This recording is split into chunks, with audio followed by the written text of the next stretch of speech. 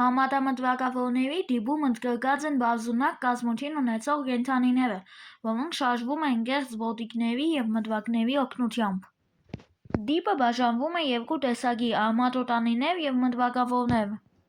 Արմատոտանիների ներկայացուցիչներն են սովորական ամեոպան, որն կազմված է ցիտոպլազմայից, կորիզից և օրգանոիդներից, նա չունի մարմնի կայուն ձև։ Որոշների մարմինը կազմված է երջանյութից և ավազի հատիկներից կազմված խեցիով։ Արմատոտանիները սնվում են պատվաստի օրգանական նյութերով։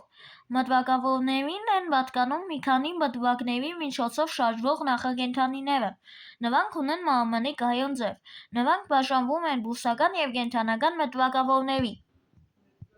Բուսականները ջրային կենսակերպ վարող նախակենդանիներ են և ապրում են քաղցրահամ ջրերում, ծովերում և բոլորն էլ կատարում են ֆոտոսինթեզ։